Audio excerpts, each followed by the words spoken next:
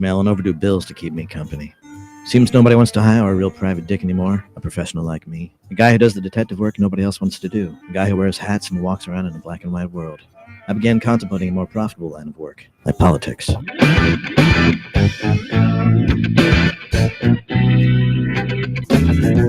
are the show you want to know. It's time to talk to Joe. All right, folks, good afternoon and welcome to the Wednesday edition of the Joe Mangiacotti Show on AM 830 WCRN Radio Central. I'm Joe Mangiacotti, and you can join the conversation for the remaining hour here at 508-871-7000. That's 508-871-7000. And of course, you can join us via our text line, which is up and running at 617-297-8388, 617-297-8388. And you text that like you would anyone else. It appears here on a screen in the studio in real time, and we try to work it into the conversation. And of course, Ted A back at HQ, behind the glass, flying the board, and he'll get you set up and into the studio for two-way talk and conversation. And don't forget, the station does stream 24/7 to the TuneIn app. So that means you can take us anywhere. I love that feature. If you go to TuneIn, put in WCRN, you'll see our cool logo over here. And that's it. Click it. We know you're there, and we're very easy to find. And, of course, you can tell Alexa to play WCRN. She'll do that, no questions asked. And, of course, I am streaming to the station's Facebook page, YouTube channel, as well as my social media platforms at Joe Mangi Show. So that would be X, Twitch TV, Facebook, LinkedIn profile, and yes, live to Rumble. So many ways to watch, many ways to listen. And again, 508-871-7000 to join the conversation. Now, we have a great show lined up for you because we're going to be joined by, in our virtual studio and online here, Scott Brown, former Massachusetts Senate to Congress and ambassador. And first, let me welcome into the conversation Scott. Thank you for taking time out of your busy campaign and schedule and join us here in WCRN. Well, Joe, thank you for putting up with me. I had you all set up on my computer. I think I actually figured it out, but we're on my phone and everything's kind of reversed. Actually, my flag is on my left, but on the right there, but it's all good. We kind of adjust and adapt. If you saw the setup I had here, you kind of chuckle, but maybe if we have a break, I can try the computer again. Whatever works. It's great background. I see a bunch of medals. Yeah, and that's called a shadow box, Joe. That's a shadow box when you retire. Usually your unit or wherever I was serving at the Pentagon, they actually did that for me. That is my officer rank. It doesn't include my enlisted branch. But yeah, it's something I'm very proud of, obviously. And I know many other people certainly have done great service and have similar types of things. Yeah. Well, thank you for your service. And we've got all these titles, right? Senator, we've got ambassador, we've got colonel. We just got to add Dr. Reverend, and we'll get you covered and everything. But let's first of all make sure people understand what's going on, because you've got a Senate race. And I just want to point out, so I've been in this business a long time. So I was there. I was doing morning drive at the Sturbridge Station for that infamous debate at the Kennedy Center. And the moderator referred to it as Kennedy's seat. And do you think that was a pivotal point in your campaign for that time? Well, a little background. I mean, David Gergen, I was a big fan back in the day, and I could always tell this is the only debate that Martha was going to give me. And I remember going backstage and saying, "Hi, David, I'm Scott Brown. I just want to say it's really an honor." He goes, "Yep." And I go, "Well, I just want to say thank you for doing this. I look forward to it." He goes, "Okay." I said, "Okay, well, here we go. It's going to be one of those debates." And meanwhile, Martha walks in. "Oh, Martha, your dress is amazing. How's your dog? How's your husband? Oh, you're great, great, great, great, great." And so immediately I'm on guard. So every little word, every phrase, I'm ready to just, I know what he's trying to do. He's going to try to screw me. And then we said, "Well, Senator Brown, let's just assume you get elected." And, then the so-called, Obamacare, the Kennedy plan, and you're in the Kennedy seat and Kennedy this and Kennedy. And finally I said, "With all due respect, it's not the Kennedy seat. It's not the Democrat seat. It's the people's seat." And I still feel that way. Yes, of course it was pivotal, because I looked out in the crowd and my people are going like, "Oh my goodness," and their people are going like, "Oh God." And but there was a lot of energy prior to that. People were just wanted somebody different. They didn't want another Democrat. You know, they've been in there forever. You know, she was Yeah. out the drapes. You know the drill. Did that make you the 41st or 2nd senator? 41st. Yeah, I broke the 41st. majority, and actually that's how it feels right now. I believe that New Hampshire is going to come down to determining who controls the Senate. Yeah. Yeah. Because I remember, again, I was doing morning drive then, and after that debate, the thing was people from all over the country were sending in $41 donations, if I remember correctly. Yeah. Yeah. Kind of in this to signify the significance of the 41st Senate seat. And that was important because Obamacare was big at that time, right? That was the issue. Yeah, that was one of the main issues, you know, Obamacare, because we had Romney Care, something that passed overwhelmingly in Massachusetts, gave you the Cadillac plan. You know, if you want to recruit somebody, you give them the best of the best, all the way down to Commonwealth Care and everything in between. And Obamacare destroyed that. You know, you can keep your doctors. No, you couldn't. I knew that. You know, your health care. No, you can't. So, and that's the reason it was never affordable. As you can see now, it needs to be subsidized. I believe that states could do it better, and I still believe that. Yeah. Let's so our listeners get on the same page as us in the race you're running now, because it's the U.S. Senate race in New Hampshire. It's an open seat following Senator Jeanne Sheehan's retirement. And of course, it will be primary in September 8th, general election November 3rd, like everybody. So you have another Republican. It's Scott Brown and former U.S. Senator and representative in New Hampshire, John E. Sununu. That's a long-standing name in New Hampshire, right? I mean, the Sununus. It's a mini Bush dynasty in New Hampshire. So the governor's son and so forth. But isn't there another GOP on there? I'm not familiar with this other person. Let me give you a breakdown. So, first of all, I was born in New Hampshire. I was born at the Portsmouth Naval Shipyard. When my parents, my mom was in Portsmouth, my dad was at Pease as an airman. They met, they fell in love, they had me, and we lived in Portsmouth for like the first 2 or 3 years of my life. And then when they got divorced, I moved to Wakefield, Mass, with my grandparents. You know, I had a wonderful experience and career in Massachusetts, and have absolutely no regrets. But we were always moving back home. And I'm a 9th generation from 1717, son of the American Revolution, out of Newington, New Hampshire. So to come back home is not unusual. I mean, you look at she's from Missouri, Hassan's from Massachusetts, John Lynch is from Massachusetts, John E. Sununu was born in Boston. So, you know, it's good to be home. We've been here since, had a house here since I think 91. I've been back full time about 14, 15 years. And I came back from New Zealand to a different country. You know, men and boys and women and girls sports, the whole COVID thing, taking away our rights, a whole host of things. And I was really concerned about, you know, who was going to run, because I ran against Jean and I lost her by about 16,000 votes out of about 500,000 or 600,000. And I'm looking and I said, well, no one's running against her. No one's running. So I said, I'm going to run. And I did. And I announced, and then she retired. So then I'm all alone. And then some guy, you know, he was clueless. He just jumped in and he didn't raise any money. And he dropped out. And then I'm on my own again. And then all of a sudden, out of left field, John E. Sununu comes out.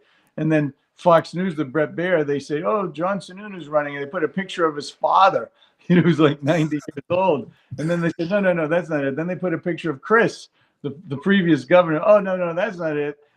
And they finally said, well, there's a lot of Sununus. Yeah, there is a lot of Sununus. And no offense, people in New Hampshire don't like dynasties. They don't like coronations. And, you know, I'm having fun, man. We raised 1.2 million last quarter. Wow. People recognize that, you know, I'm out working hard like I always have. I'm going right to the people. And in New Hampshire, a little bit different than many other states, you are expected to meet people 3 or 4 or 5 times. For example, you're going to vote for Scott Brown. Well, I really like him, but I got to meet him 3 or 4 or 5 more times. And that's what I'm doing, earning their votes. And ever since he announced, the grassroots, the activists, the military, the police, a whole host of folks are just, you know, just streaming my way. And it's been really fun.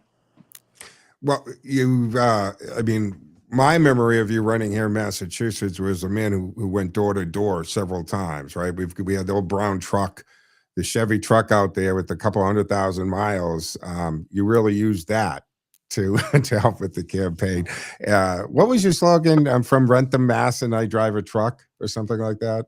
I'm Scott Brown, and I'm from, back then I'm from Rentham, and I drive a truck, and I've always had trucks. My daughter had a horse way back when, so we threw the smelly stuff in the back. I'm a triathlete, so you throw the bike in the back. Yeah, I have a GMC Canyon. I think it's my fourth one, and it's outside, and yeah, I mean, that was the only mode of transportation I had, and it was really a wonderful experience. I'll never forget the way that people got involved, and if they want to get involved again, they can go to scottbrown.com. We have a lot of people from around the country who were there way back then and are like energized to do it again. So yeah, it's been fun. The difference between all the other times and now, I'm actually having fun. I actually enjoy getting up, going to meet people, learning about their issues, and trying to solve problems. Well, we're going to take a break in a minute, but in the general election, you're facing Chris Pappas, and he, what is he? First congressional seat, I think, in New Hampshire right now, right? So he probably will face him in the general election. Let's assume that you walk away with the primary, but you'd be facing Chris. So I'd like to get a little contrast with Chris, as well as Sununu for that matter.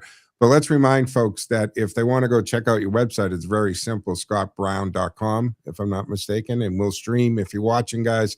And of course, you can watch it on Facebook, YouTube, multiple platforms, as you know, Rumble. We'll stream some information as well down there. But if you want to go to it, it's scottbrown.com. 1.2 million. That's fantastic. That's a great kickoff on this. What would be, and again, we're going to have to break in a second, but in the primary, Scott, you're facing Sununu. What is the contrast? Yes, the whole dynasty might be sick of that.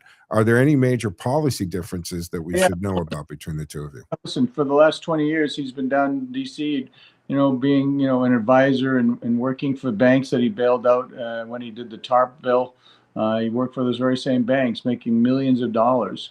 He's on boards. He hasn't been involved in New Hampshire politics for quite a while. I've been home helping people get elected, supporting the House and Senate PACs for years, really making a real effort to be part of the community. And John, was living in DC area, and, Okay. Member of the World Economic Forum. So, Oh, well, all right. We have to take a break here, guys. So, Scott, hold on. Folks, we'll take a quick break. 508-871-7000. Our guest in virtual studio, Scott Brown, U.S. Senate candidate out of New Hampshire. 508-871-7000. Stick with us. We'll be back in two, folks.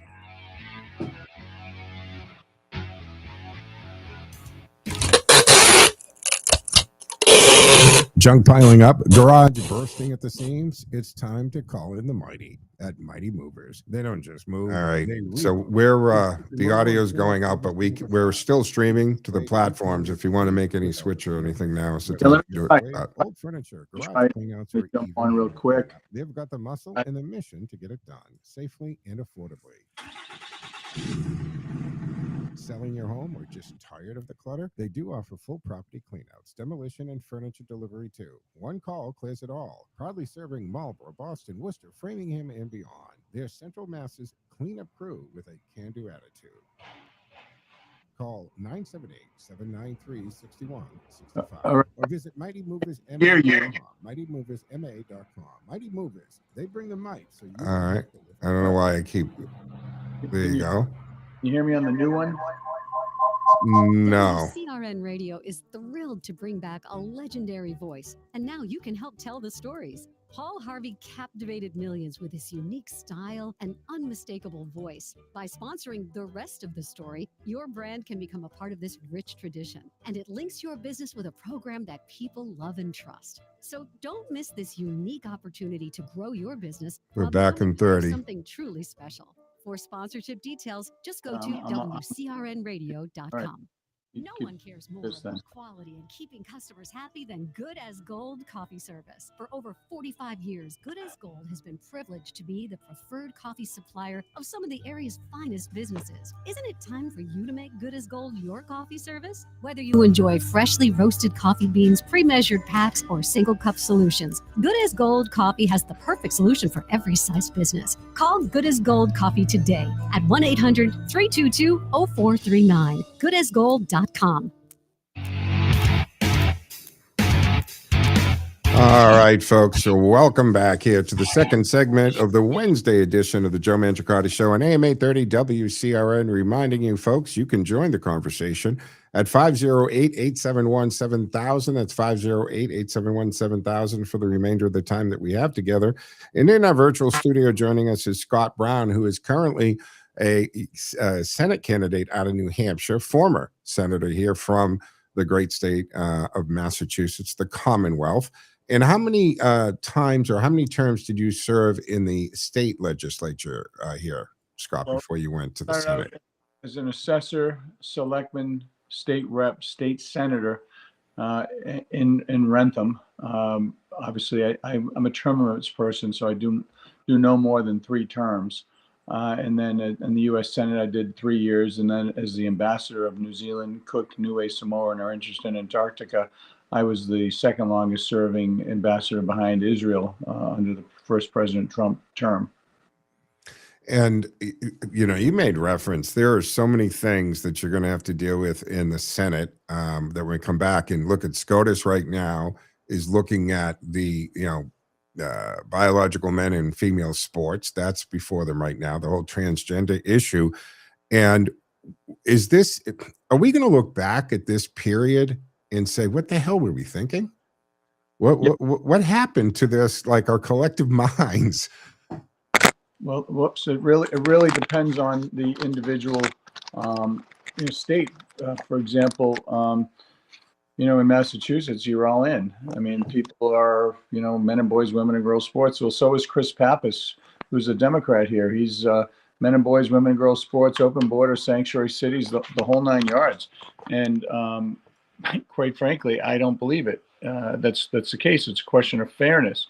To think that somebody who's grown up as a biological male is going to compete against women and crush their dreams, and really, I believe in a violation of Title IX. I believe the Supreme Court will come down and actually say that biological men cannot play in men and boys, women or girls sports, and it is a no-brainer. Yeah. Well, I mean, it's this simple, isn't it? Why do we have men's and women's sports to begin with? Well, because they're different. They shouldn't compete together. Kind of answers the question, doesn't it? Kind of solves that. Move on to like the real next issue, which of course we have Trump in World Economic Forum and Davos. But if we could take a pause here, because we do have a call. Actually, one of your countrymen here, Ken from New Hampshire, would like to join the conversation. Ken, hey, what say you? You're on with Scott Brown, and you have an opportunity to vote for him. Yes, that would be actually for the third time, Senator Ambassador, because in one voting day. Well, no. Kidding. Oh, we don't cheat on us. But I was a citizen of Massachusetts when you were first senator, so obviously I had 2 chances to vote for you, and I did. And now would have a third chance since I've returned now to New Hampshire because I previously lived in New Hampshire. I'm back in Londonderry. Oh, nice. Yeah. So one of my couple of issues, we certainly have had a lot going on in Minnesota, to say the least. That independent journalist Nick Shirley has dug up a lot of fraud. And I'd be interested in your thoughts there and related to Maine, because I think there's a lot of fraud being dug up there. And then with all of that, how do we handle the ACA subsidy?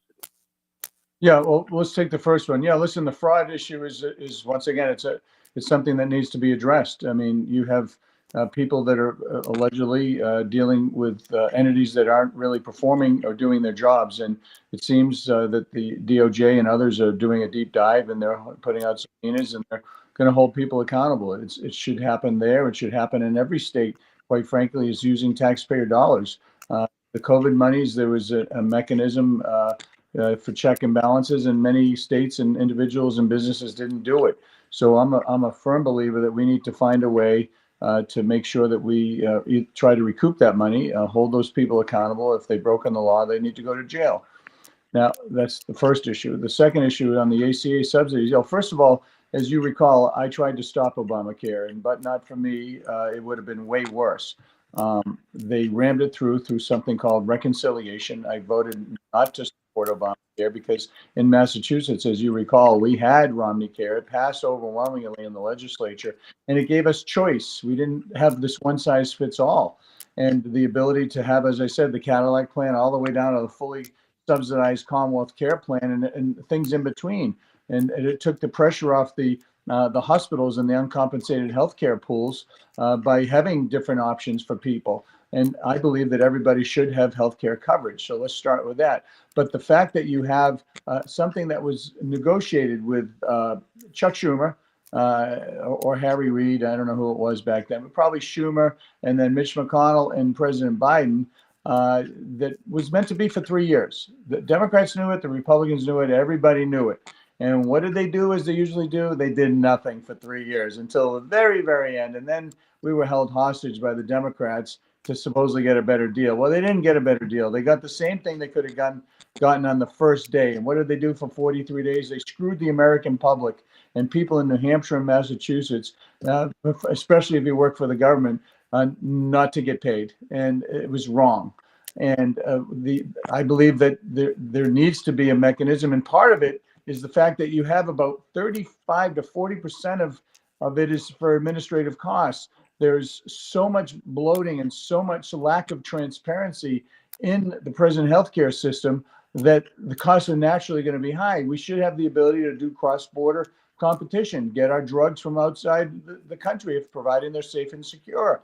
You know, allowing for the streamlining of the process, knowing when you go to one hospital, there's one price, and then another hospital, there's another price. You can go shop around and get the best deal possible. So there are things we can do, and we're not doing any of it. We're just saying, oh, let's give them another year or 3 years or 4 years. But don't forget, in the big, beautiful bill, in New Hampshire especially, and you're from Londonderry, so this affects us obviously here, is that that provided for $100 million per year for 5 years for New Hampshire alone, for our rural health centers. Now, some of that money could be used specifically to help in those areas for the people that need that health care coverage, especially when it comes to Medicaid.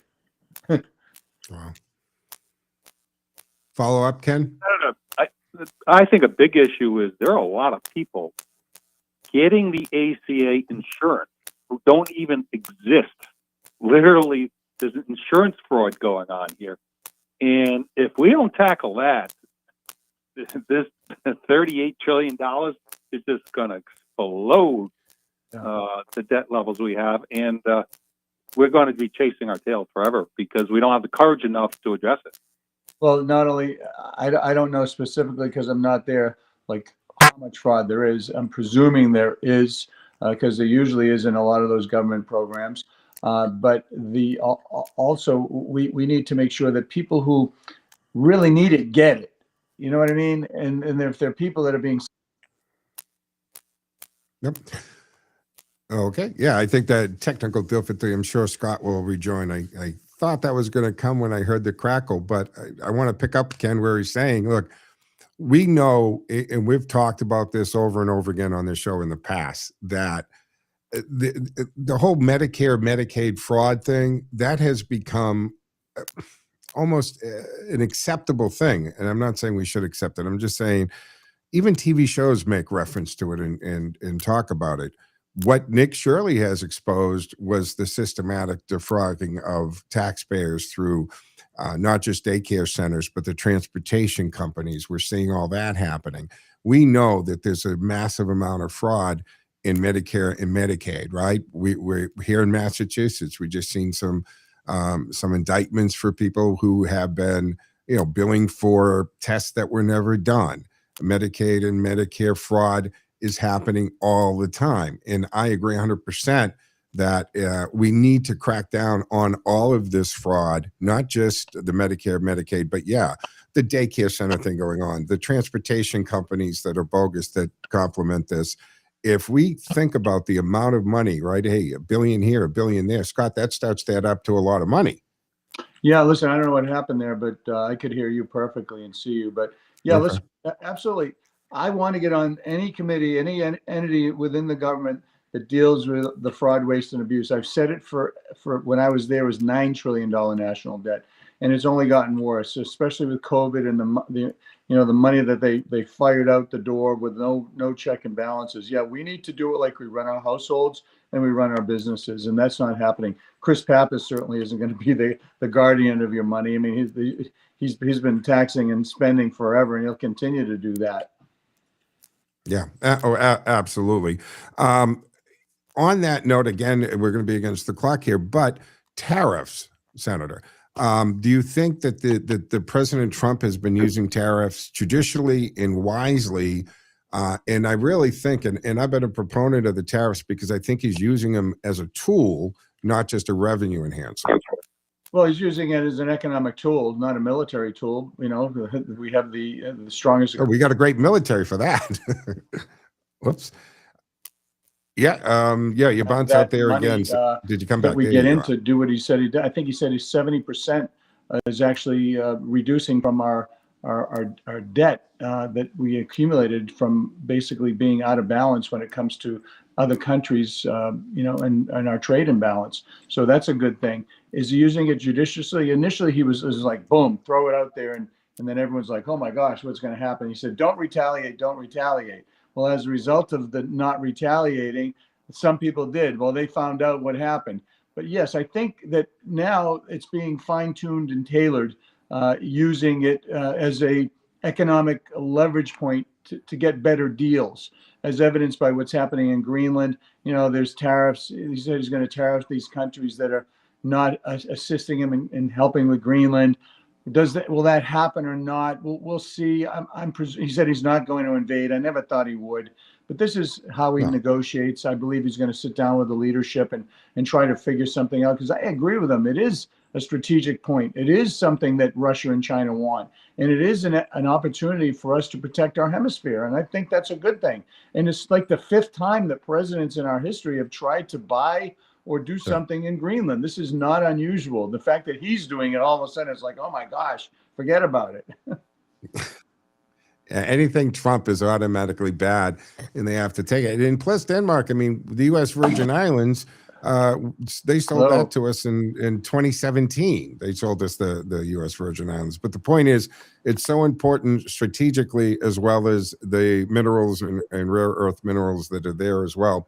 But we do have to take the mid-show break here, Senator, so we're going to pause for a second, reminding folks that joining us today is former Senator Scott Brown from Massachusetts, hopefully second senator from New Hampshire.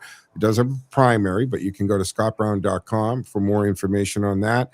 And of course, you're doing well with the fundraising, but boy, you need more help there. We have a lot of listeners in New Hampshire.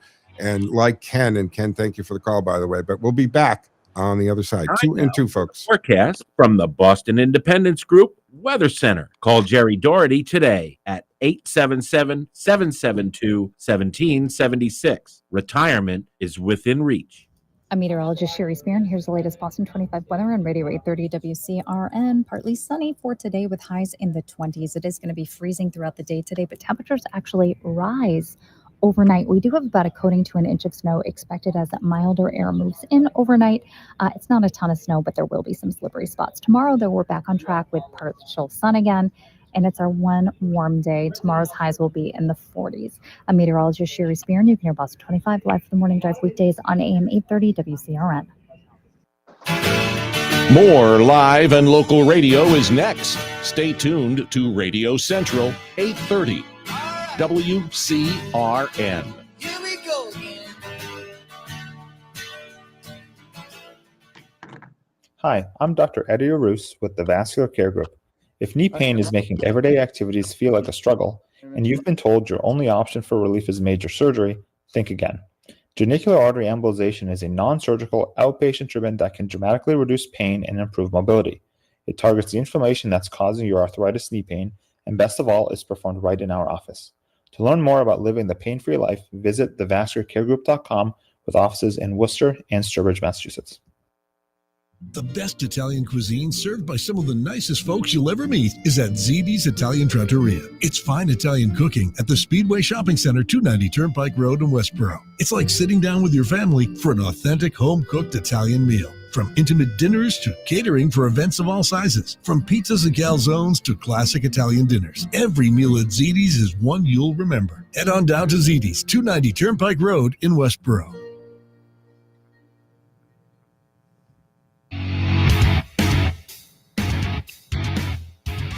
All right, folks, welcome back here to the second half of the Wednesday edition of the Joe Mangiacotti Show on AM 830 WCRN. Reminding you, you can join the conversation for the time we have left together at 508-871-7000. 508-871-7000. And our text line is running at 617-297-8388. 617-297-8388. In studio with us is Scott Brown, who is a U.S. Senate candidate out of New Hampshire. And based on what you were saying earlier, Scott, you're the only candidate on both sides of the aisle actually born in New Hampshire. Well, I think Chris Pappas was born in New Hampshire, but okay. More importantly, I'm the only one that has any military experience at all.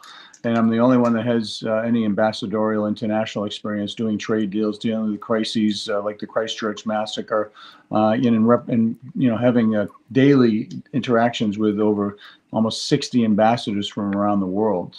So this is a Five Eyes country, which is an intelligence security relationship. U.S., Canada, Great Britain, Australia, and New Zealand. And to be there for almost 4 years was quite an experience that I can use to basically represent not only the people in New Hampshire, but the entire country. Absolutely. I do want to go back to Greenland and Davos because, Trump has taken his case to Davos here, right in the heart of the global elite. The strategic objectives there as well in resetting some of the power dynamics there. The rumor is there's $700 billion on the table plus another $6 billion for the residents of Greenland, which is what, like 57 or 58,000 people live in Greenland.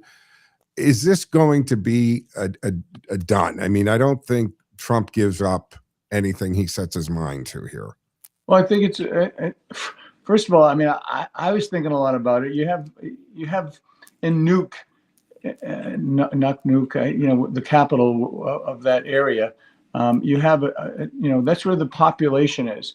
But the area where really he wants is on the other part of the island, and it's huge. It's what, 2 or 3 times the size of Texas. Mm-hmm. That's us to do what we need to have done, whether it's the Iron Dome, whether it's protecting ourselves, putting military, whatever it is. So is there a mechanism to basically purchase part of it?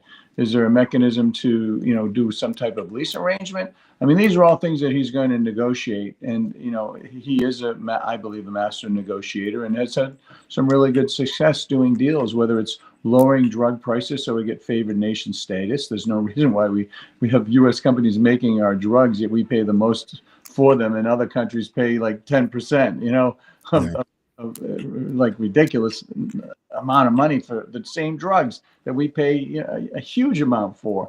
So yeah, he's trying to do that. He's lowered the gas prices. I paid $2.38 the other day in Seabrook with my BJ's card. Wow. Eggs down to $1.88 a dozen. We still need to work on beef and other things. But yeah, you look at the what's happening now with people filing their taxes. I always said that it's going to take the first tax filing for people to realize that there's some real economic opportunities, the accelerated appreciation for people wanting to start or improve their businesses, the no tax on tips, no tax on overtime. There's a mechanism to get up to, I think it's $5,000 reimbursement on your Social Security for our seniors. And Chris Pappas voted against all that stuff. And there's a lot of good things in there, to help people, their pocketbooks and wallets. Yeah, absolutely. I want to shift gears for a second because we're still dealing, of course, with Ukraine and Russia.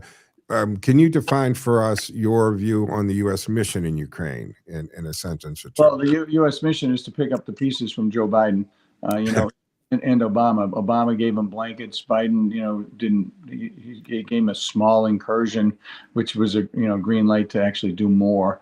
And then, President Trump comes in, he says, I'm going to take care of it in a day. Well, I never thought it would be a day. That's unrealistic. But what it said to me is that he's going to make it a top priority, which I believe no president has made it a priority. No leader in the world has made it such a priority than him, to make sure you stop the killing. I think that's a noble idea. I think that's appropriate. But let's be real. Putin's a bully. I think he's a war criminal. And the fact that, he is basically, doing the old flim flam and, trying to be nicey nice and get some additional time and things.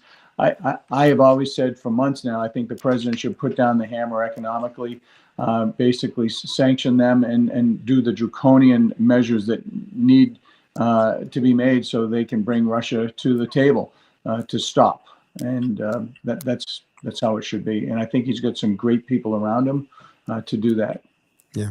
I don't understand why many of these members or part of the European countries don't see what seems to be obvious to the rest of us as far as feeding the war machine by buying the Russian oil, becoming dependent on it.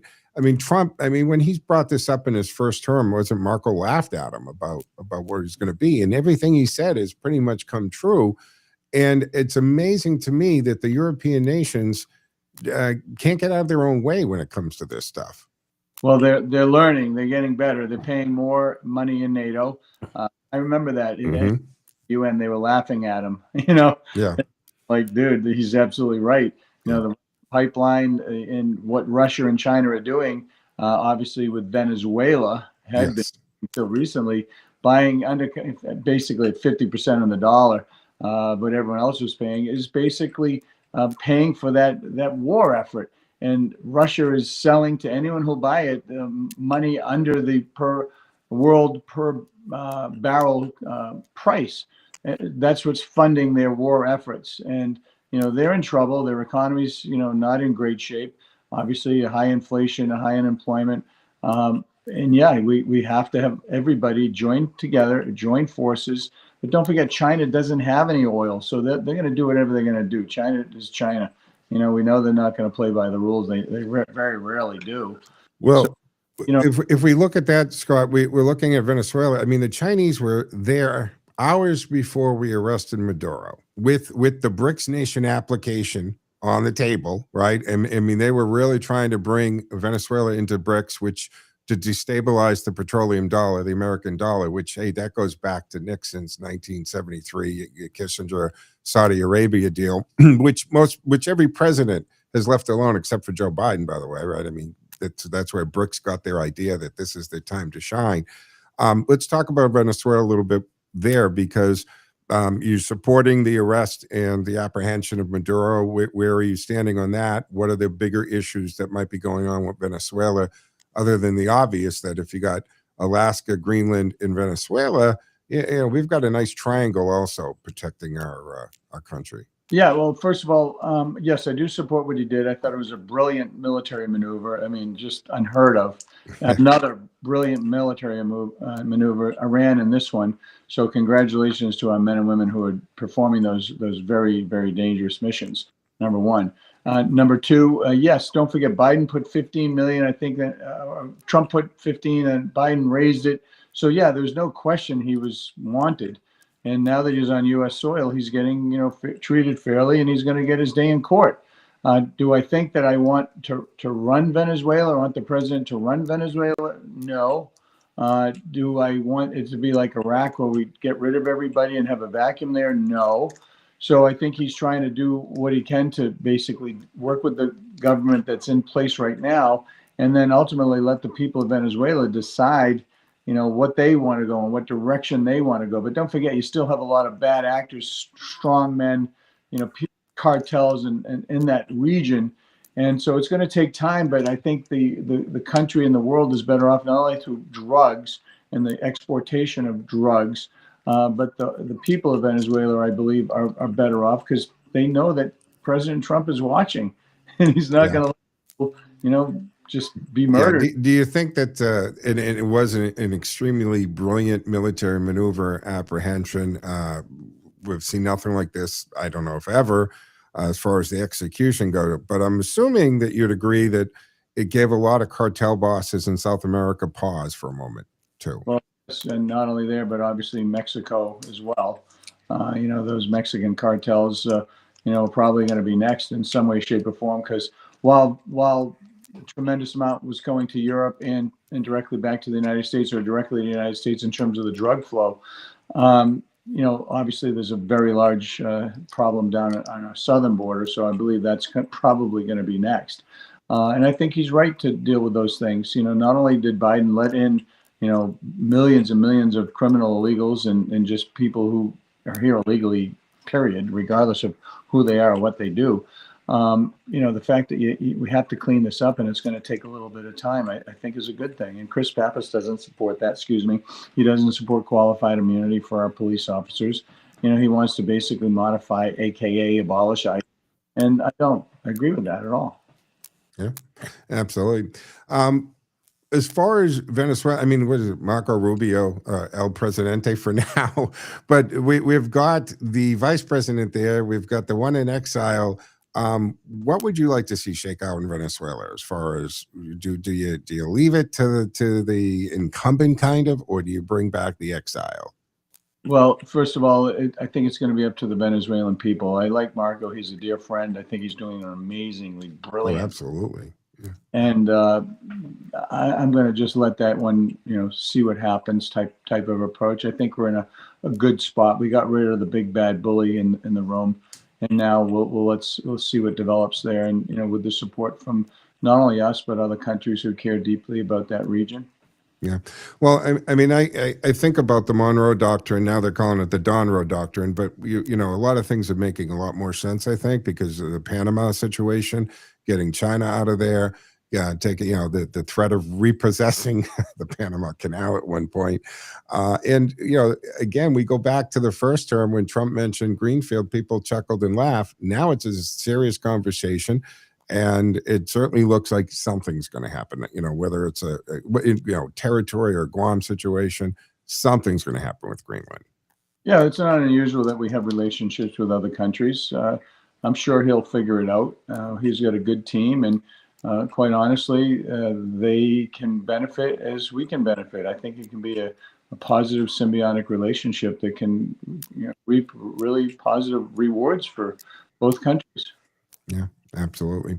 We're going to take a break in a minute, but when we come back, I do want to, for our fourth and final, talk to you a little bit about the campaigning up there and maybe some stories you can share, because there's got to be a difference, like you said, and I've been thinking about it since you said it. I came back from the ambassadorship and so forth to this different country, and I'd like to hear about your experiences on the campaign trail now and knocking on doors and meeting people versus Massachusetts when you were running for office here in the Commonwealth. It's got to be this drastic twilight world for you now as well.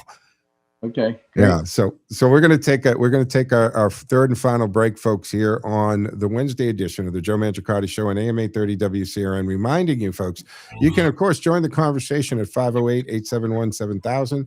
508-871-7000. We'll be back in two, folks. Stick with us.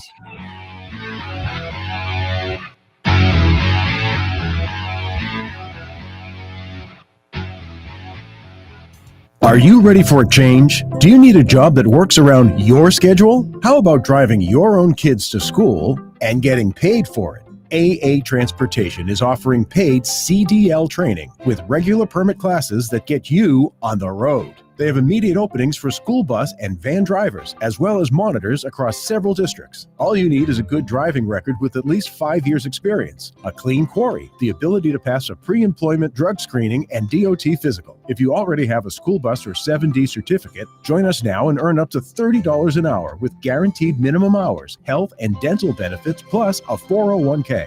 And for those experienced coach bus drivers out there, we have a position for you too. This is perfect for parents, retirees, or anyone who enjoys being behind the wheel. Call Lori at 774-361-5042. That's 774-361-5042. Start your journey with AA Transportation.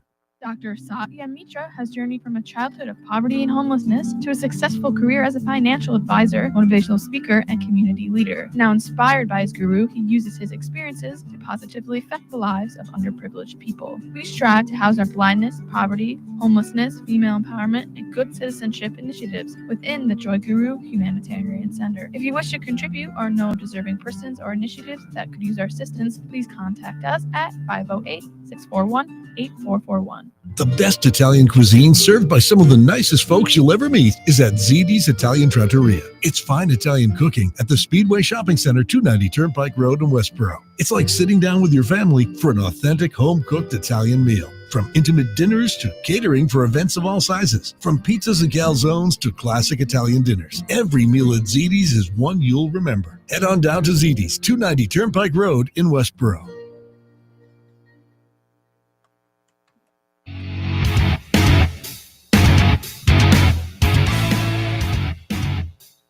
All right, folks, welcome back here to the fourth and final segment on the Wednesday edition of the Joe Mangiacotti Show on AM 830 WCRN Radio Central. You can join the conversation for the time we have left together at 508-871-7000. That's 508-871-7000. In studio with us is Scott Brown, U.S. Senate candidate for New Hampshire, former senator here from Massachusetts. Long distinguished career, retired colonel. 40 years of service. Again, thank you for your service there, Ambassador, as well as, well, you were a lawyer to begin with, right? Did you ever practice as a lawyer, Scott? Very successful practice, and I had to give it up as a senator and ambassador. Had to resign as an ambassador, even from the Lions Club and the USA Triathlon. That's what they make you do. So there's no conflicts whatsoever. So, yeah, I mean, probably the best title I think I have is grandfather. I have 4 grandchildren. So that's the best one. That's fantastic. Yeah. And your daughter's singing career, how's she doing? Yeah, she's doing really, really well. She's lives in Weymouth. I'm just going to fix this lavalier here, but she lives in Weymouth. She's happily married, has 2 boys. She has her own podcast, which does very, very well. It's a national podcast, and spokesperson for Wachusett Brewery, and singing all over the place. And yeah. Fantastic. Them 2, and Ariana's up here in New Hampshire. She's a veterinarian, medical director, and on the New Hampshire Board of Veterinary Medicine here in New Hampshire. So we're very, very blessed and lucky to have 2 really super young ladies. And Gail is what she's up to these days? Or just... Well, she's living it up. She's with her sister down in Fort Myers, and she said it's really cold here. It's 50. I'm like, it's 10. Stop. I don't want to hear it. Yeah. Let's talk a little bit because, you were out of the country as ambassador and you come back and back on the campaign trail after really years off the campaign trail. Can you share a little bit of that experience, maybe some stories, the difference you find in campaigning again at this point versus, when you were a younger guy here in the Commonwealth? You're funny. Actually, I got back from New Zealand. We were kind of I would say in the middle or kind of winding down COVID. So you have the usual restrictions, which quite frankly, we all know about. I'm not going to relive it, but I was, got involved. I was coaching, junior high sports, and I actually coach girls varsity basketball at Amesbury High right now. We practice later tonight. We're 10-2 or 10-3 or something. So we're doing well. Nice young team, 2 freshmen, 2 sophomores, a junior starting. And so I have outlets. I have a rock band. We opened up for Skid Row, Dark Desert Eagles. We perform all over New England. The Diplomats, right? Isn't that yeah? And it's fun because you just can't campaign 24 hours a day. You need an outlet. Mm-hmm. So, but in terms of campaigning, it's actually been a lot of fun since I got back. I've been at it probably about a year now, and I have 8 months and 2 weeks left till the primary. And what I'm doing is just doing what I have always done because I enjoy people. I enjoy listening. I enjoy learning. I enjoy problem solving. So I just I have a full staff now, and we're going everywhere. We're meeting people, doing sign waves, door knocking, businesses, and GOP events, business events, whether it's the chamber or whatever, and just trying to say, okay, this is why I'm running, and I'm running because I'm concerned we lose the House and Senate. Things are going to go sideways, and you're going to see a lot of the lawfare and the craziness that was happening under the administration. I'm also running because I think I have the most experience that could do a good job, not only for New Hampshire, but really for the entire country. I mean, in New England, we only have Susan Collins. It's 1 out of 32 federal delegates, federal office holders. Do you think we get to maybe have 2? Yeah. Because I think in the House, our very own Peter Blute, who hosts Sunday mornings here on the station, was the last member of Congress elected, Republican. Yeah. If I'm remembering correctly. Frank Gunter up here. So yeah, listen, I think we need change. I think you need people there who are level-headed, and don't forget my first 6 months there as only having 41. I passed the insider trading bill, and when I left, they weakened it. Yeah, the Stock Act or something, right? What was that? What it was? I mean, that's resurfaced again because we see Pelosi retiring worth like $300-400 million. Yeah, it really is. It's absolutely crazy. Have you talked to President Trump about the race? Have you chatted with him yet? Well, we've been speaking with their teams for months and months and months. We've laid out our case, and when and if it's appropriate, he will either endorse or not, or he may just stay out of it. Because let's be honest. Listen, I have no ill will or feelings for John Sununu. I have a tremendous amount of respect for the family, but quite frankly, I think he's out of touch, and I think he's somebody who, with his globalist tendencies and the fact that he's, hasn't been here for quite a while, I think it matters. I know it matters to the activists. I know it matters to the people who are on the grassroots. It matters to the veterans, our military, the people that voted for me before and voted for me here as well. They're all in. They're coming from all over the country. So, yeah, like I said, it's been fun. I actually enjoy waking up and actually making 3 or 4 hours of phone calls. This morning, I already made right over there about 200 phone calls around the country raising money every day. Yeah, that's the part I think a lot of people don't see, right? Is that part of it, because you do it by yourself. You got to do the one-on-one calls, even when you're elected, right? Especially these young, ambitious people get elected to Congress, and then they're told what you have to do every day because you have to start working on that re-election immediately.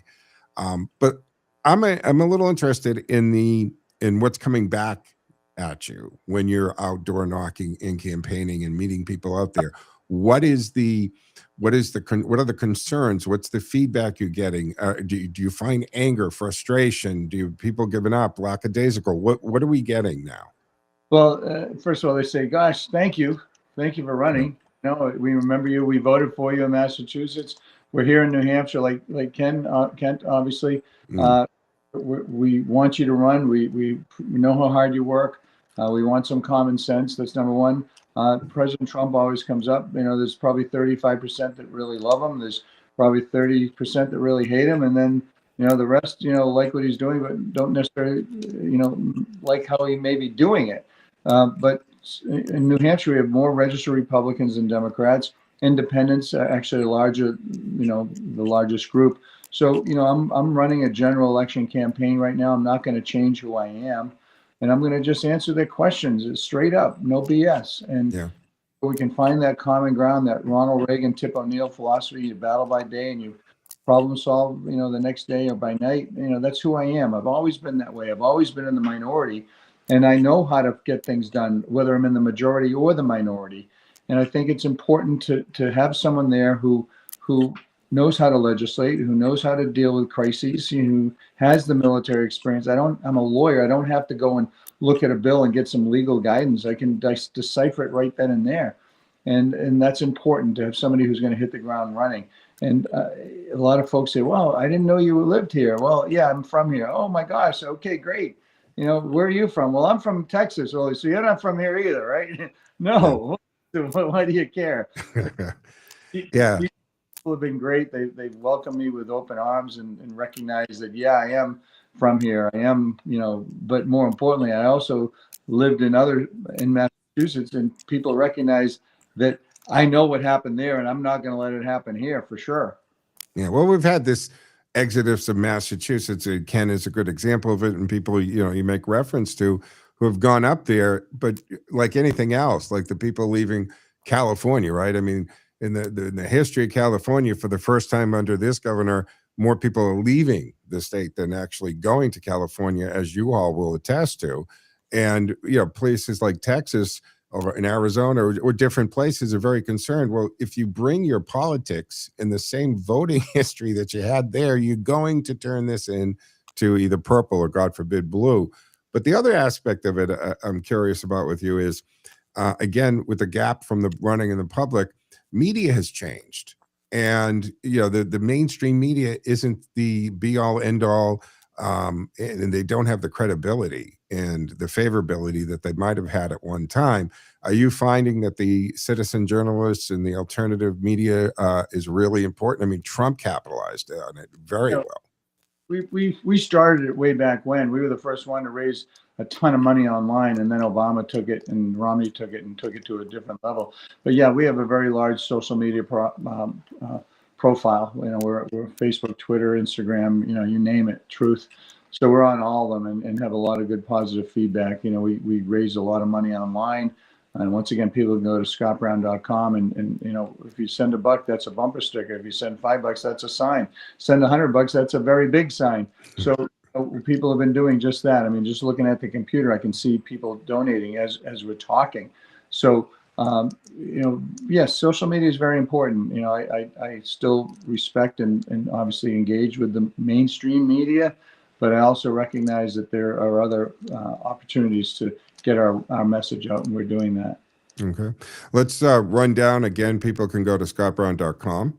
What are some of your media what's your handle to follow you on Twitter or X? I still slip back to Twitter. That's SEN Scott Brown. And then, just look up, for the most important one is scottbrown-diplomats.com for our rock and roll. You want to book us? We're actually performing. I just got a couple of bookings as we're talking, and it's fun. Once again, it's a release, and people, they like, Bill Clinton played the saxophone. Scott Brown sings and plays the guitar. Music is the great unifier, quite honestly. Food, family, sports, music, people kind of dig. When you throw in politics, it gets a little hairy. So, 4 out of 5 isn't bad. Yeah. Fantastic. All right. Before we have to wrap up, you've got a big footprint here. A lot of people listening. Speak to your constituents in New Hampshire. Well, please come and join us. We're going to be opening up offices. It feels like 2010. So let's go send a message. We don't need Washington dictating and determining who's going to represent them. It's up to the people of New Hampshire to come out and make their voices known. If you think you're going to stay back and not vote, then that's wrong. You're going to get what you deserve, which is somebody, quite frankly, who wants to tax and spend men and boys and women and girls, sports, open border, sanctuary cities, lied about Joe Biden. We deserve better, and I hope to offer that opportunity. So go to scottbrown.com, get involved, and have a great and happy new year. All right. That's fantastic. Scott, thank you. I know you're a busy man, obviously, between the band and the coaching and the campaign. I don't know how you do it. You look great. It sounds like you're having a really good time at this. And so thanks for joining us. I appreciate it. All right, folks, that will wrap up today's edition of the Joe Mangiacotti Show. Awesome. What's his guy's little name? Great. All right.